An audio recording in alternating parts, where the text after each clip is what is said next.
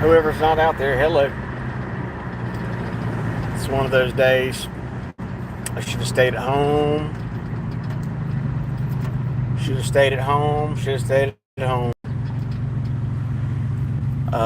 Hope you're doing well. Having to hold my phone because everything's in my Bronco. Yesterday was a. I worked my butt off. Look how filthy I am, and I'm somewhat clean today. I crawled into bed dirty last night. I was filthy, tired, worked all day long, and today is not going well. What's up, Persia? Today is not going well at all. Hurts bad for parking yesterday. I just took it easy today. Today's Sunday. I'm supposed to respect the Sabbath. And I should have.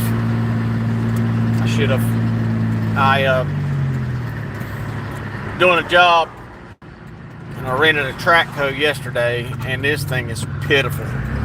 I wanted a backhoe with a loader bucket. That's what I wanted, because you can move fast and get a lot done, dig, take the loader, scoop it up, and go. And this rental company didn't have what I needed. All they had was a little bitty track hoe, and it digs fine. It's just so very slow.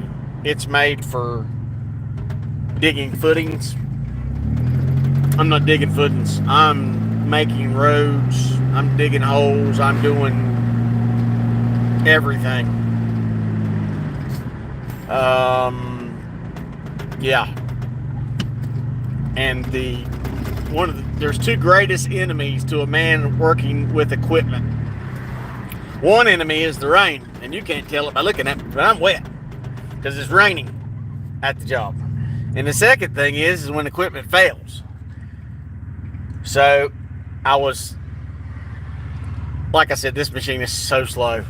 It's got a little flat push blade on the front, and it's pretty much just digging footings or irrigation lines. It's got like a 24-inch bucket, I think, an 18 or 24-inch bucket. So I've been digging out. I've been pretty much putting in a road in, and then I was digging a pond. What a mess. What's up, Moss Man? What a mess.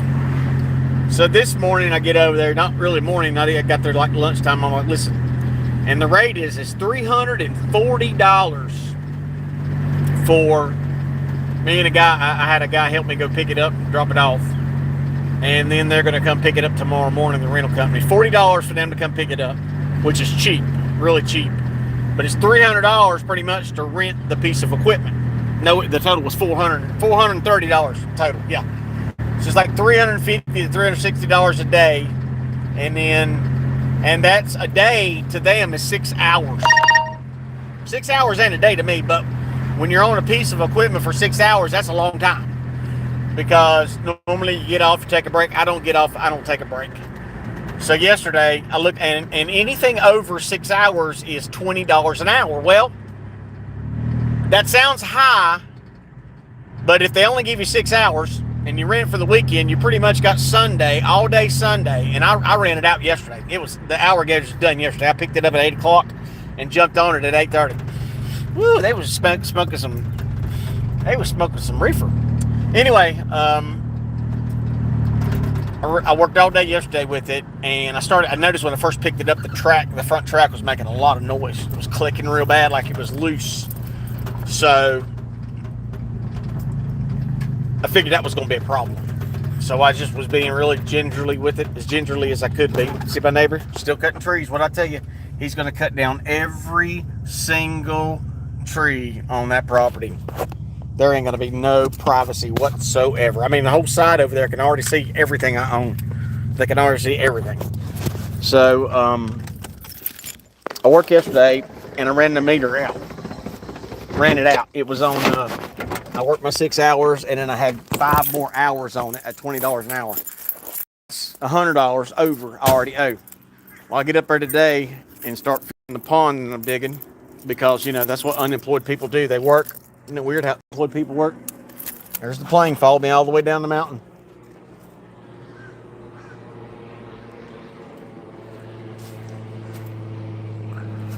How many people believe that? I mean, seriously, everywhere. I want you to go outside during the day. Everybody in the audience, I want you to go outside and count how many times you see a Cessna 600 feet above your head. I want you to go outside and count how many times you see a 2-engine plane fly over your head. How is it doesn't matter where I go all day long and all night long, there's always a plane over my head, except I'm not targeted. Except I'm a liar. Except it's all in my imagination. I mean, just put me to the test, guys. Test me. So, yeah, so I'm already over on the hours. So I plan to have all day today to get the job finished, and I was going to pay, whatever extra at, $20 over. I was willing to pay the $200 fee to be over to get the job done, because it's a big job. It's a big job that I'm doing. I don't even want to go back, but I'm working over there today, and I get the pond just about finished. And as soon as I go to get out from the pond and start clearing on the easy parts, LAPD, there you go. God, why are you in California? That's nuts, dude. You couldn't give me $1 million mansion in California and expect me to stay. So, as soon as I get ready to leave the area that I was in, the freaking track came off. So now I got a piece of equipment up there on the ground, and the track's off of it. That sucks. So I read the contract, and I don't want to be responsible for it. I mean, if I am, I am. But I read the contract, and it said abuse. If you abuse the equipment. And I don't abuse equipment. You guys see how well I take care of my vehicles. I mean, you don't. Change the transmission fluid in this thing day before yesterday and got it all done. Changed the oil in my Ranger the other day. So, yeah, I got the equipment up there on the ground. The track is off of it. Now, I don't know if I can fix it, but I know I can't fix it with my Ranger. So I figured I'd come home and get my Bronco and take it back and see if I can just pull the track. God is in my head yelling at me saying, don't go.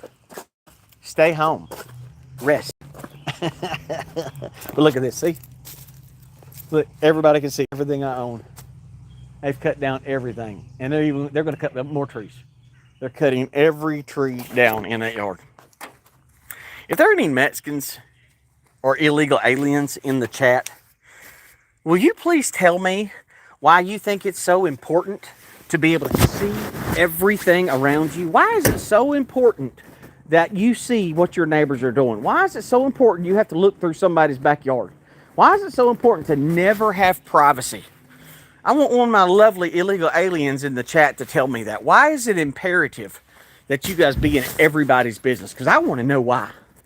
I want to understand why you guys think it's okay. Americans like privacy. I mean, I don't know about all Americans. I like privacy. And I understand that I live in the city limits. And it isn't a big thing. But you guys have seen this house where I live at for the last 7 years. I had a lot more privacy before now. So I don't understand it. Mossy, man, you're around a whole lot of Mexicans in California. You tell me. How's the canning going? I haven't been canning any. I've had a great deal of loss. I lost six quarts the other day. I lost 2 half gallons, and then I lost 4 quarts of chicken. I've got 2 in the refrigerator. I actually got 4. I need to cook them and see if they're bad. I'll show you what happened. I'm not having any luck with the big jars. The big jars are not working very well. The 2 big jars, they didn't hold. So I'm going to try to cook them, and I'm going to open it up, and hopefully it's not rotten. I heard it when the thing lost its when it lost what do you call it?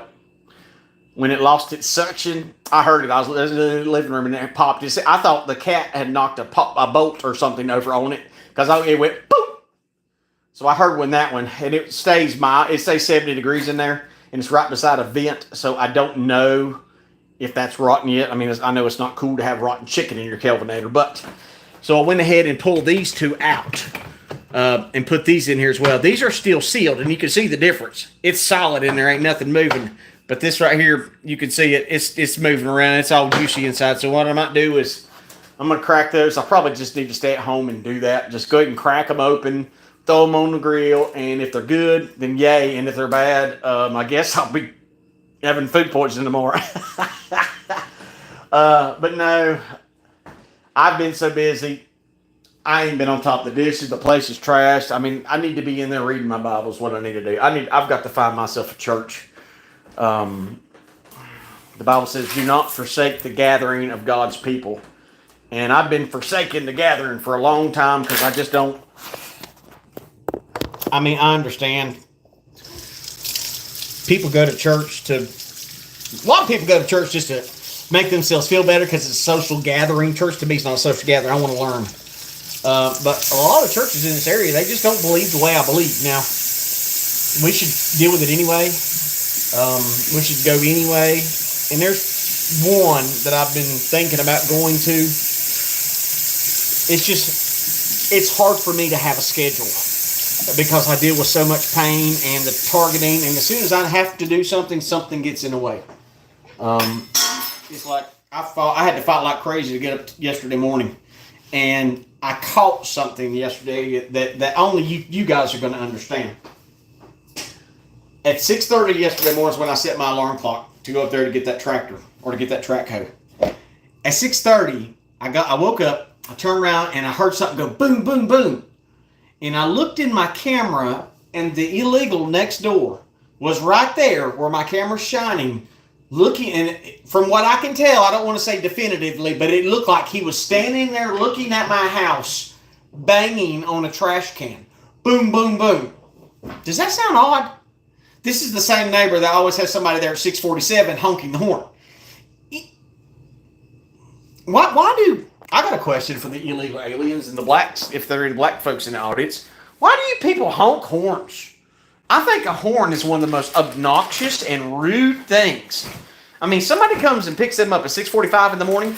Why don't they just pick up the phone and say, "Hola, we going to work? I'll be there in a minute.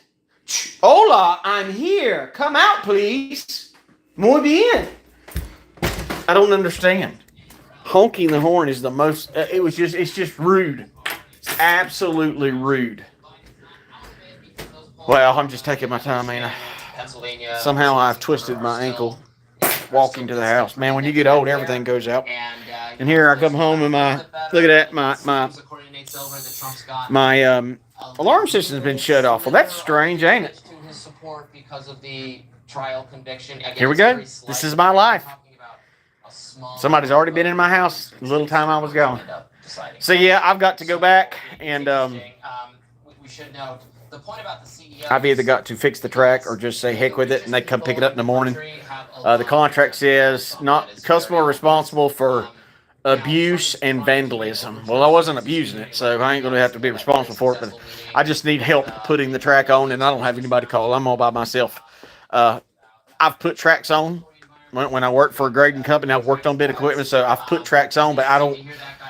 It ain't my responsibility to fix that freaking thing. I got it jacked up. I got it off the ground. I've got it in the air. I can move the track, but it's too heavy for me by myself to pick it up and try to move it on. And I don't.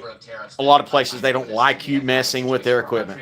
They don't like you fooling with it. Just. I don't know that's the case that they don't want to. They don't want to have it tore up and even worse. And I should have.